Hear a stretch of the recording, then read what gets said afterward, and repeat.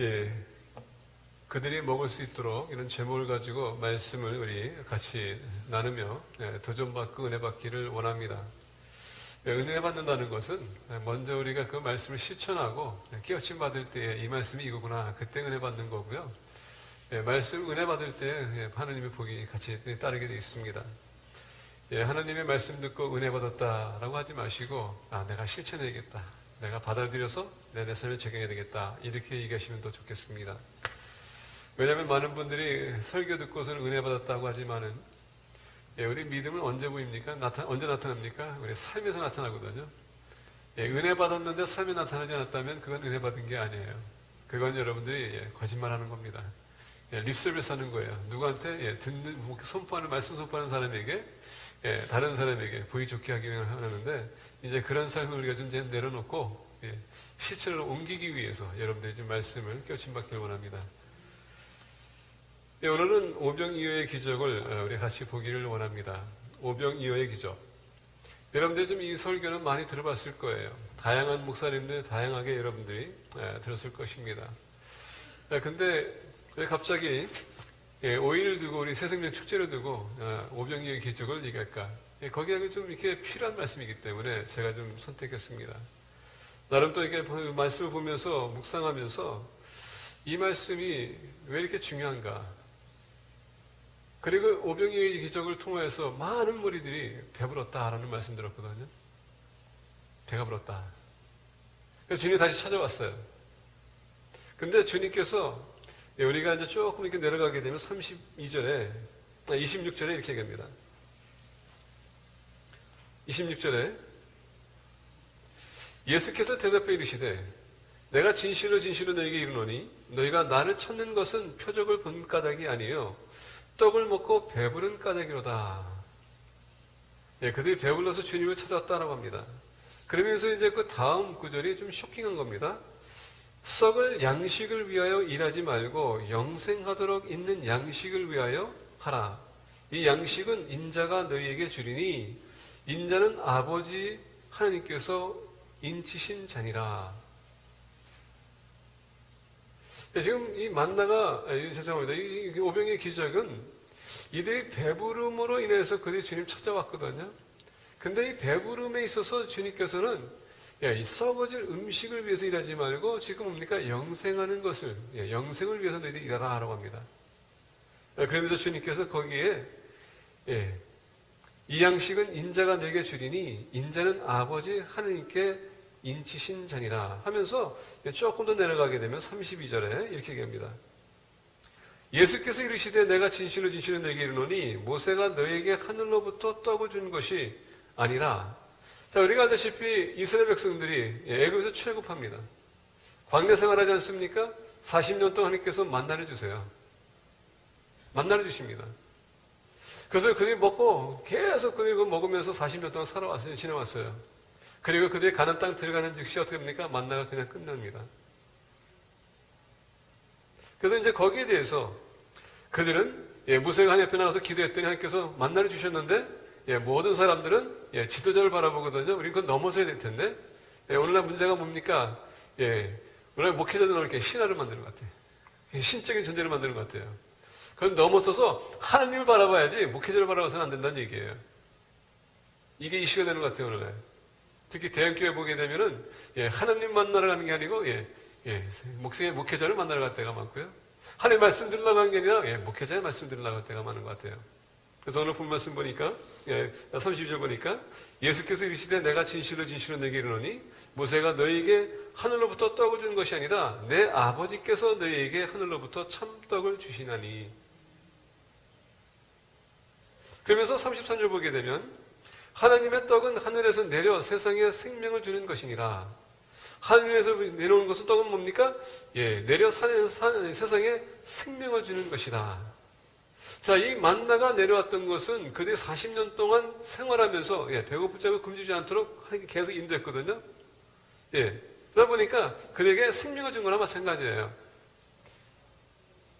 그들이 이르되 주여 이 떡을 항상 우리에게 주소서. 자, 듣다 보니까 맨날 처자하고 따라오다 보니까 그냥 주님 따라오는데 힘들고 지치다 보니까 마치 그 사마리 여인이 이 물을 나에게 주소서 한 것처럼 이 떡을 나에게 주세요. 우리가 계속 따라올 필요 없이 그냥 편안하게 35절 보니까 예수께서 이르시되 나는 생명의 떡이니 지금 이제 어떻게 합니까? 주절이 좀 바뀌어요. 하늘로부터 내렸던 떡 만나가 아니라 뭡니까? 내가 그 생명의 떡이다. 나잖아. 내게 오는 자는 결코 줄이지 아니할 터이요 나를 믿는 자는 영원히 목마르지 아니하리라. 마치 사마리아 여인처럼 지금 이 사람들에게도 똑같은 말하고 있어요. 굶주리지 않고 목마르지 않을 것이다. 결국 뭡니까? 주님이 생명의 근원이라는 얘기예요. 그분 안에 생명이 있다는 얘기입니다. 떡이 바로 나란 얘기예요. 태초에 말씀이 계시니라. 그 말씀이 하나님과 함께 계셨고 그 말씀이 곧 하나님이다. 그 말씀, 내가 하나님이다. 너희가 나에게 오게 되면 너희들이 영생이 있다 이 얘기예요. 그래서 이스라엘 백성들에게 지금 얘기하기를 너희들이 지금 배부른 것은 육신적인 배부름 때문에 왔는데 이것보다 더 중요한 건 뭐냐? 너희들의 영적인 문제가 지금 심각하다. 너희들이 나를 받아들인다면 너희들이 영생을 얻을 텐데 내 말을 듣는다면 너희들이 영생을 얻을 텐데 자, 오병이의 기적은 뭘 얘기하는 겁니까? 영적으로 굶주린 사람들이 지금 여러분 배고픔이 있으면 굶주린 사람들이 떡을 먹으러 왔지만 영적인 차원에서 영적으로 굶주린 사람은 예수 그리스도 안에서 여러분 배부를 수 있다는 얘기예요.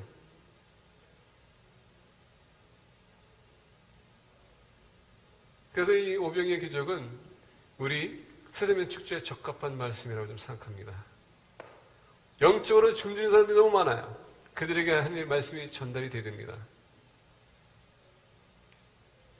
그래서 오병이의 기적이 우리에게 필요한 겁니다. 우리뿐만 아니라 아직도 예수님 모르는 사람, 신앙생활에 실족해서 떨어져 나간 사람, 다시 회복하기 위해서, 영생을 얻기 위해서 이 축제가 우리에게 필요한 거예요. 그렇다면 어떻게 이 축제에 우리가 그들을 동원할 것인가 우리가 좀 보기 원해요. 오늘 다시 이제 본문 말씀으로 돌아가겠습니다. 1절부터 4절을 보니까 이렇게 하는 겁니다. 그 후에 예수께서 디베랴의 갈릴리 바다 건너편으로 가심에 우리가 복음서, 특히 복음서를 보게 되면 사복음서에 마태, 마가, 누가는요 대부분의 갈릴리 사역에 대해서 얘기를 많이 해요. 근데 요한은 특히 예루살렘, 유대야 예루살렘에 대한 그 초점을 많이 둡니다. 왜? 마태, 마가, 누가는 예수님에 대한 그 사역을 하지만은 지극히 메시아적인 사람으로 오셔서 구원을 인류 잃어버린 영혼들을 구원하기 위한 그 사역에 대해서 하다 보니까 갈릴리에 포커스를 많이 줬어요. 왜? 죄인들이 많은 것. 근데 요한은 오히려 어프로치 어떻게 하냐? 예수님은 하느님이다. 하느님에 대한 것을 그 초점을 맞춰서 그 시초를 합니다. 그러다 보니까 예루살렘 지역에서 사역을 많이 그가 커버합니다. 근데 그렇다고 해서 요한이 예수님의 갈릴리 사역을 소리한 것은 아니에요. 그래도 오늘 말씀 보니까 그 후에 예수께서 디베랴의 갈릴리 바다 건너편으로 가심에 자 갈릴리는 여러분 또 우리가 보게 되는 그 지역에 디베랴가 있습니다. 티베리우스 로마 황제의 이름을 지은 그런 지역을 얘기하는 겁니다. 어떤 각도에서 보냐 따라서 갈릴리를 부를 수 있고요. 티베리우스라고 부를 수 있습니다. 자 보면서 2절 보니까 이렇게 얘기해요. 큰 무리가 따르니 이는 병자들에게 행하시는 표적을 보았음이라. 자, 이들이 지금 주님 따라왔던 역종이 뭡니까? 보니까 병든 자들에게 행하시는 표적을 보았다라고 합니다. 우리가 다른 복음서 보게 되면 치유사역뿐만 아니라 예수님께서 말씀도 가르쳤더라라고 얘기해요. 주님은요 치유사역뿐만 아니라 항상 말씀사역 같이 동시에 했다는 얘기입니다. 그러다 보니까 이들이 예수님 여기 보면서 보게 되면 큰 무리가 따르니 이 따르는 것은 지속적이라는 뜻을 갖고 있어요. 근데 한 번 본 게 아니라 계속 따라오다 보니까 계속 목격하는 겁니다. 예수님의 기적. 돌아다 따르다 보니까 갈 때마다 예수님께 말씀하시거든요. 이 사람들에게는 왜 이렇게 말씀과 치유사역이 이렇게 필요했는가? 여러분 보세요. 이스라엘 백성들은 애굽에서부터 나와가지고 그들이 왕국을 세우면서 그를 계속 포로 생활하다가 결국 다시 돌아가서 여러분 또 왕국 세웠다가 다시 또 포로 생활합니다. 그러다가 하나님께서 어떻게 합니까? 그들이 하는 말씀 거역했더니 하나님께서 그냥 그들을 헬라의 여러분 그 헬라인들한테 맡기는 것뿐만 아니라 나중에는 로마인들까지도 그들을 핍박하게 해요. 그러다 보니까 그들은 엄청나게 지금 상처가 받는 사람들이에요. 육신적인 상처뿐만 아니라 영적인 상처까지 내면적인 상태가 안 좋았다는 얘기입니다. 지금 그들이 뭔가 치료받기 원했었어요. 그러다 보니까 주님은 그걸 알고 있었거든요. 죄악 가운데서 빠진 우리는 영적으로 여러분 치유를 입은 거예요. 그러다 보니까 그들이 치유가 필요했던 겁니다. 그래서 주님이 주신 건 뭡니까? 치유사겠다는 얘기예요. 근데 그것만큼은 모든 것이 해결이 안 된다는 얘기입니다. 왜? 영적인 것이 더 신중하기 때문에. 그러다 보니까 예수님께서 말씀까지 하셨다는 얘기예요. 이것을 이들이 보는 겁니다. 주님이 가는 곳마다 기적이 나타나고 주님이 가는 곳마다 말씀 선포하는데 예수님께서 선포할 때마다 다른 바로 이 종교 지도자들과는 달리 주님이 말씀 선포할 때마다 능력 있는 자처럼 했더라.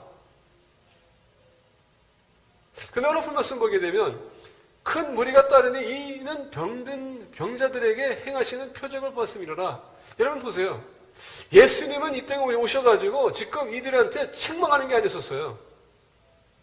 이미 상처 받은 사람들한테 여러분 책망한다면 얼마나 그들이 떠나갈까? 그게 중요한 게 아닙니다. 이 병든 자들에게는 치료가 필요했기 때문에 그 말씀은 오히려 그들에게 도전 주고요, 힘을 주고, 그리고 소망을 주고 희망을 주는 메시지였었어요. 그러다 보니까 주님을 따라갈 수밖에. 예, 바리새인들 보세요. 그들은 여러분 율법 가운데서 너 이렇게 해라, 아니면 이렇게 한다, 행하지 않으면 그러니까 너를 심판할 것이다, 저주받을 것이다. 맨날 설교하게 되면 책망하는 설교. 근데 반면에 주님은 소망을 주고 희망을 주고 위로가 되고 치유가 되고 용기를 주고 능력을 주는. 그러다 보니까 다른 종교 지도자들과 틀리다. 어떻게 이분은 메시지가 이렇게 틀릴까? 그리고 말씀 드릴 때마다 그들은 도전을 받기 시작해요. 그러다 보니까 이들이 주님을 따라갑니다. 도대체 이분이 어떤 분인가? 3절 보니까 예수께서 산에 오르사 제자들과 함께 거기 앉으시니 마침 유대인의 명절인 유월절이 가까운지라. 유월절 명절. 이스라엘 백성들이 430년 동안 애굽에서 노예 생활하다 이제 너무나도 힘들고 지친 나머지 그 영원히 하나님 앞에 외칩니다. 하나님께서 그 들으시고 어떻게 합니까? 모세를 보내요.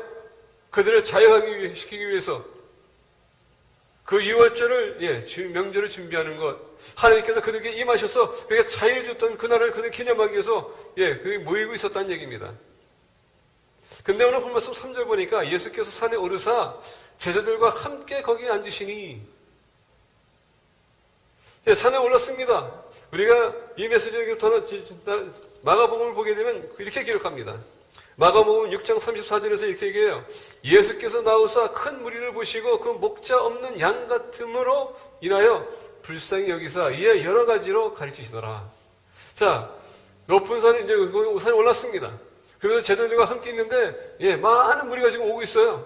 그거 보면서 보니까는 갑자기 목자 잃은 양처럼 보이더라. 갈 길을 모르고 보호받는데 보호받지도 못하고 있고 제대로 물가로 실만한 물가로 여러분 푸른 초장 데려가야 되는데 먹지도 못하고 얼마나 지금 굶주린 상태. 이런 것을 주님께서 보는 겁니다. 그랬더니 그 보면서 어떻게 합니까? 불쌍히 여기더라. 불쌍히 여기더라. 우리는 여러분 실만 물가에 있습니다. 우리는 여러분 거기 푸른 초장이 있습니다. 우리는 여러분 배부르게 먹고 있어요. 우리는 말씀 듣고 있습니다. 근데 아직도 이 말씀을 듣지 못하는 굶주린 자들이 바깥에 있다는 얘기예요. 우리가 오병이어의 기적을 우리만 간직하고 하지 않고 여러분 아직도 믿지 못한 사람들에게 그것을 우리가 나눠주기 위해서는 그 영혼을 우리가 불쌍히 여기게 된다는 얘기입니다. 그래서 불쌍히 여긴다는요, 마음을 쏟아붓다라는 뜻이에요. 그 안타까움, 그 아쉬움, 마음을 쏟아붓다, 내 pouring out my heart. 그게 컴패션이에요. 그들 어떻게 하면 도와줄 수 있을까? 첫 번째, 영혼 구원하는 데 있어서 여러분, 우리는 영혼에 대한 불쌍한 마음을 가져야 된다는 얘기입니다. 오직했으면 주님께서 바라보면서 우리를 보시고 그 목자 없는 양 같음으로 인하여 불쌍히 여기다. 그런 마음을 우리가 가져야 된다는 얘기예요. 그동안 선생님 축제를 준비하면서 여러분들 택신자 카드를 나눠줬습니다. 어떤 분들은 그렇게 말씀하시더라고요. 이름을 적으면은 그분들이 시험 받을까 안 했다고 합니다. 기도하고 그날 하겠다. 여러분 고백하신 분들 꼭 그것을 지켜주세요. 아직도 전도하지 않는 분들 여러분 마음의 부담을 가지세요. 그 영혼이 여러분들 때문에 실족하고요. 여러분들에게 하나님께서는 책임을 물으실 겁니다. 에스겔 3장 보게 되면 그들의 피가 우리의 책임이라고 했습니다. 매일마다 스쳐 지나가는 사람, 여러분들이 한 번도 예수 그리스도를 소개하지 않고 이 말씀을 소개하지 않고 그들이 듣지 못했다면 여러분 매일 그들이 스쳐 지나갔었을 때 여러분이 책임지지 않았다면 여러분들의 책임이에요.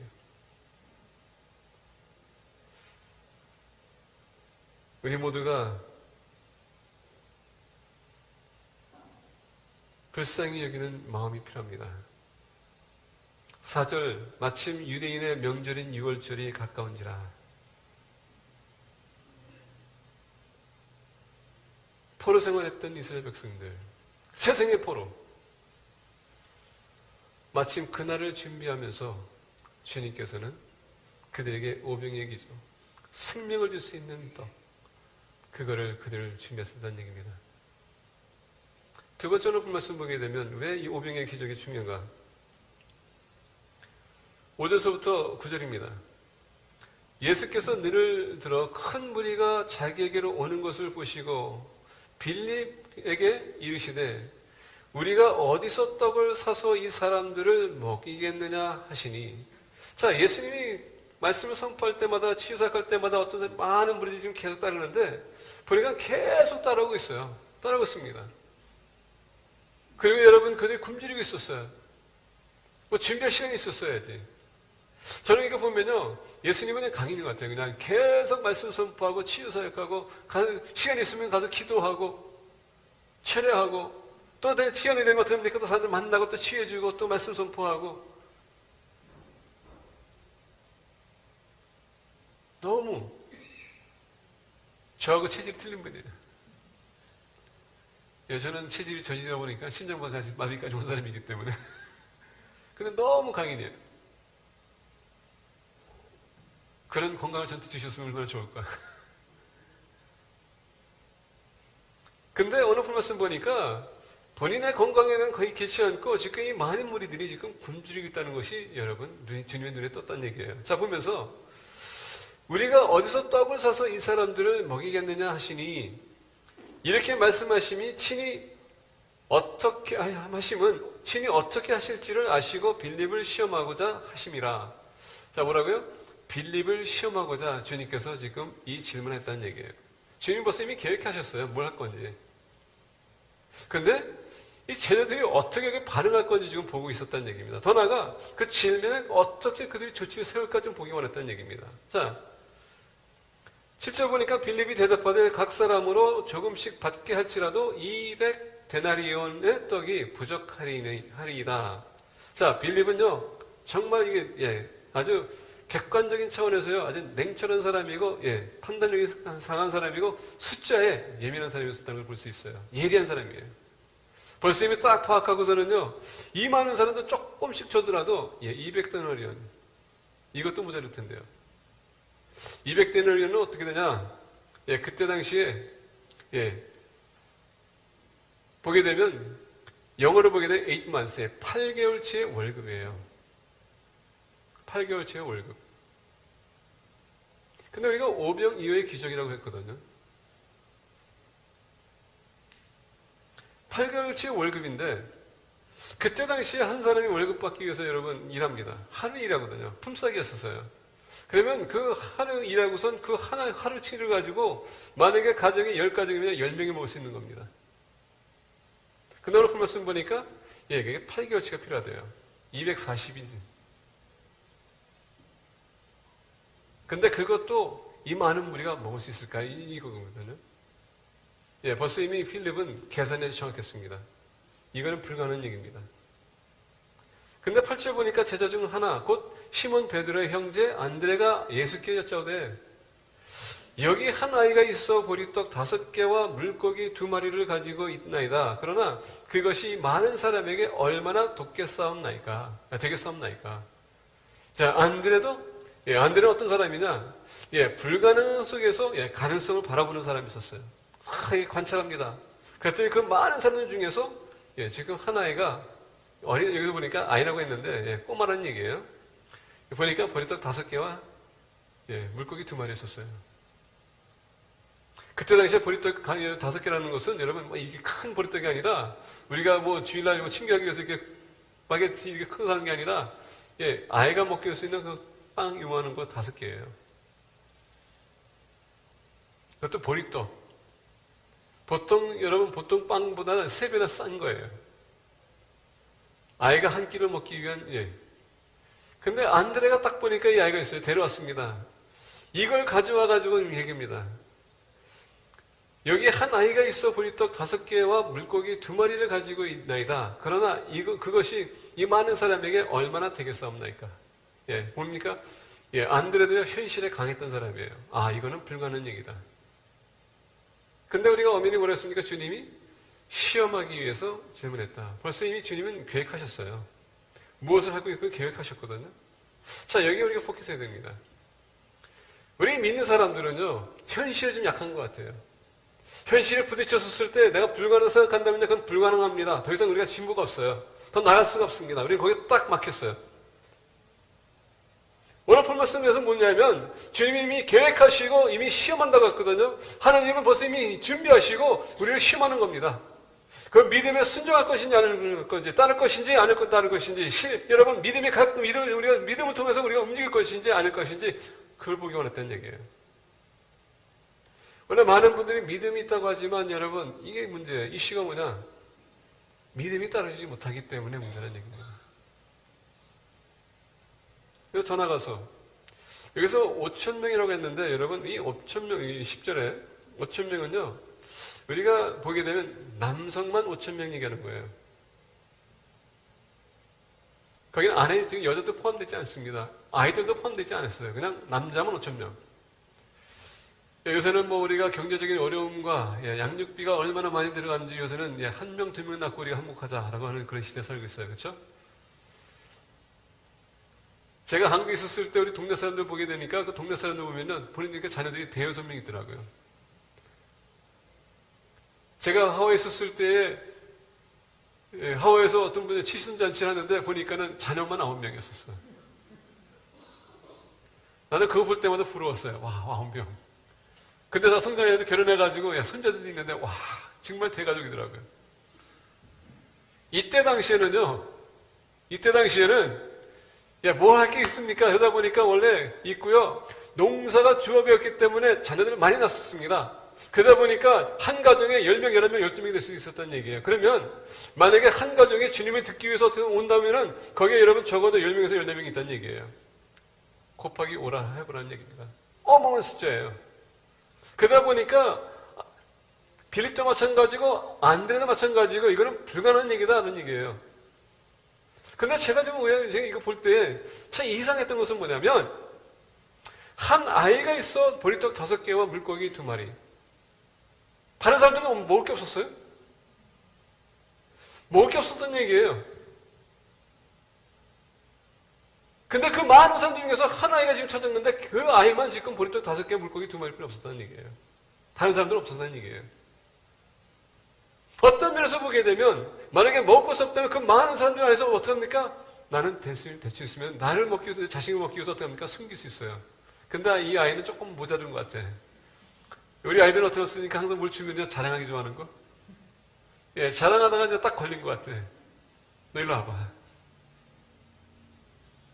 여러분, 이 아이는요, 순수성을 얘기하는 겁니다. 순수한 사람은요, 숨김이 없어요. 우리가 조금씩 성장하면서 안다고 생각하기 시작할 때 어떻게 합니까? 우리는 숨기기를 바빠요. 순수함을 우리가 잊어버립니다. 문제가 그거예요. 나만 배불러야지. 내 걸 챙겨야지. 근데 이 아이는 그게 아니었습니다. 먹을 걸 얘기했었을 때 이 아이는 거기 있었어요. 아마 성경에서 얘기하지 않고 이렇게 위련하면 문제가 있겠지만은 이 아이는 이것을 가지고 뭘 할 수 있을까? 아마 나올 수도 있었어요. 아니면은 안드레가 너 올래 하면은 저 안 갑니다 하고 도망갈 수도 있거든요. 근데 따라왔다는 얘기예요. 기꺼이 그리고 줬습니다. 여기서 문제가 뭐냐? 이 순수한 아이.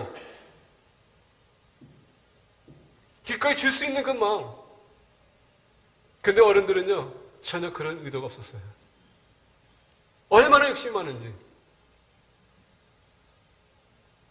근데 중요한 건 뭐냐면요, 예수님께서 뭐라고요? 시험하려고.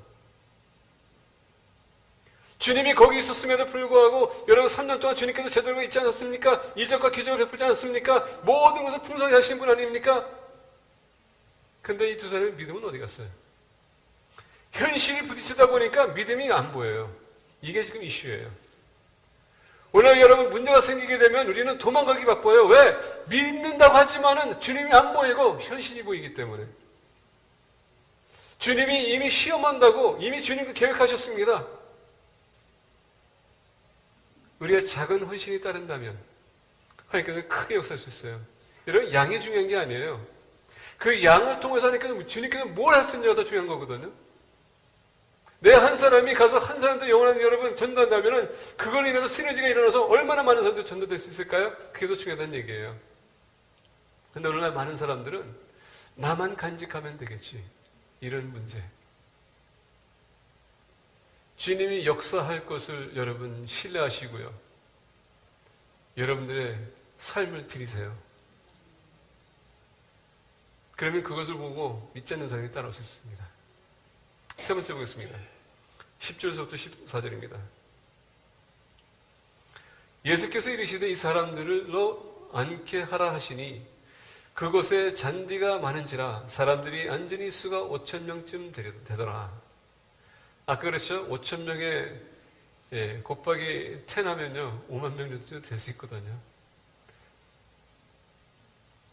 뭐 자식이 없고 여자들 부인들만 따라왔다고 칩시다. 그래도 10만 명이에요. 근데 대충 그냥 중간에 치고서 우리가 한 3만 명이라고 칩시다. 복음서에 보니까는 50명씩 100명씩 이렇게 나눠가지고 앉으라고 했거든요. 생각해 보세요. 3만 명이면 50명씩 아니면 100명씩 해도요. 이쪽으로 만약에 10명 한다면은 저쪽으로 어떻게 됩니까? 30그룹이 있어야 되고 저쪽으로 10그룹이 있어야 되거든요. 어마어마한 숫자가 있다는 얘기입니다. 자, 보겠습니다. 여기 보겠어요. 예수께서 떡을 가져 축사하신 후에 앉아있는 자들에게 나눠주시고 물고기도 그렇게 그들의 원대로 주시니라. 자, 주님께서는요, 축사하십니다. 축복합니다. 먼저는 하느님 아버지에게 감사하는 겁니다. 아버지 감사합니다.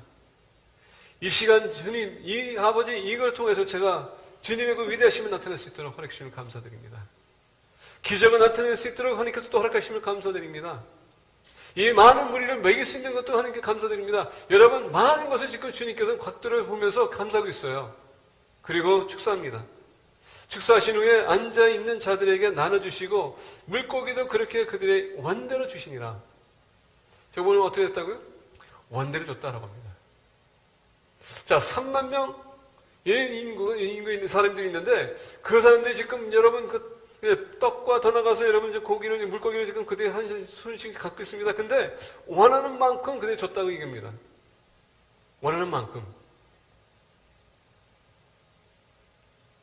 하나님은 우리에게 이런 은혜 입힐 때요. 하나님께서 복을 내리실 때 풍성히 내리신 분이란 얘기예요. 쫀쫀한 분이 아니라 우리에게 여러분 정말 풍성한 삶을 우리에게 주기 원하세요. 그게 하나님의 마음이세요. 오늘 말씀 보니까 원대로 줬다. 네, 마음껏 주셨다는 얘기예요. 그런데 그 다음 절입니다. 그들의 배부른 후에 예수께서 제자들에게 이르시되 남은 조각을 거두고 버리는 것이 없게 하라 하시므로 아마 다음 점심을 저녁에 한 끼 더 떼어야 되니까 그럴 수도 있어요. 근데 그럴까? 왜 주님께서 마음대로 먹되 오늘 말씀 보니까 남은 조각을 거두고 버리는 것이 없게 하라 했을까? 여러분이 구약을 보게 되면 이스라엘 백성들이 광야 생활 40년 할 때에 하나님께서 어떻게 했으면 이스라엘 백성들이 먹을 거 달라고 했을 때 하늘로부터 만나를 내리셨거든요. 이 만나를 그들이 주문익은 보니까 빵 같고 먹으니까 꿀처럼 달콤하고 그렇습니다. 그러면서 하나님께서 명령하시기를 하루하루 족하게 너희들이 거두라고 했어요. 그리고 남기지 말라고 했거든요. 근데 여러분, 거기에서 사람들도 욕심 생긴다는 일이 있었어요. 자, 욕심 생긴 사람은 어떻게 했습니까? 먹고서는 내일을 위해서, 그들이 남겼더니, 구데기가 됐더라. 썩어서 구데기 나오더라. 하나님의 말씀은요, 하루하루 족한 거예요. 우리가 말씀대로 살아가야 된다는 얘기예요. 우리 양이 틀리다는 얘기입니다. 우리 그릇이 틀려요. 어떤 사람들은요, 말씀을 많이 받을 수 있는 반면에 어떤 사람들은요, 요만큼 받을 수 있다는 얘기입니다. 근데 그 말씀이 모든 사람들에게 다 족하다는 얘기예요. 많은 사람들에게 많은 것을 요구할 것이고, 여러분, 적게 준 자에게는 적게 하나님께서 요구하시겠다. 우리 모두의 믿음이 여러분 다 똑같지 않아요. 똑같지 않다 보니까 받는 양도 우리가 다 틀리다는 얘기입니다. 그렇기 때문에 믿음이 조금 나보다 모자르다. 여러분, 그 사람들 책망할 필요 없어요. 왜? 하나님께서 그렇게 만드셨기 때문에. 많이 받았다고 해서 잘나갈 필요 없어요. 거기에 저만큼 더 요구할 거니까. 하나님은 모든 사람들이 그 맞게끔 하나님께서 내려주신다는 얘기예요. 그렇다고 해서 오늘서부터 난 한 가지만 난 배우겠어. 이렇게 얘기하지 마시고. 그 얘기가 아니라, 적어도 여러분 말씀 드릴 때 그 모든 말씀 우리 모든 사람들에게 다 적합하다는 얘기예요. 그게 초점이에요. 근데 더 보겠습니다. 이에 거두니 보리떡 5개로 먹고 남은 조각이 12바구니에 찼더라. 풍성하게 남았다는 얘기예요. 12바구니 12제자가 있습니다. 나서 어땠습니까? 그들이 들고서 어떻게 합니까? 돌아다니면서 주고 있습니다. 그 많은 사람들, 먼저 여러분 12줄에 있는 사람들은 그냥 먼저 먹었기 때문에 배불렀겠죠. 근데 아직도 가려면 멀었어요. 왜? 3만 명이 되는데. 여러분, 그때쯤 가게 되면 얼마나 그들이 굶주리겠어요? 얼마나 배고프겠어요?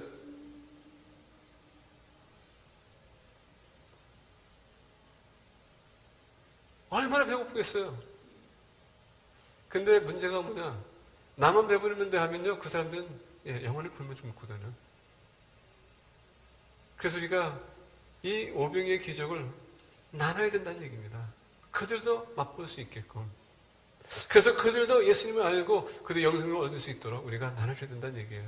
오늘 본 말씀 보게 되면 예수께서 이르시되 이 사람들도 앉게 하라 하시니 그곳에 잔디가 많은지라 사람들이 앉으니 수가 5,000명쯤 되더라. 예수께서 떡을 가져 축사하신 후에 앉아있는 자들에게 나눠주시고 자세들에게 얘기합니다. 나눠줘라. 여러분, 순종히 따라야 돼요. 그 영혼이 불쌍하다면,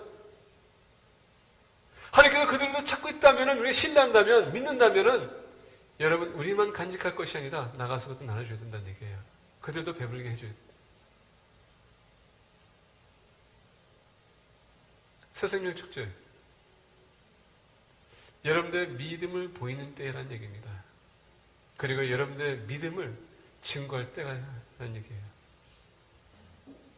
여러분들만 하느님의 허락하시는 은혜와 영생 간직하지 마시고 다른 사람들에게도 여러분들 나눠주시라는 겁니다. 말씀 맺고자 합니다.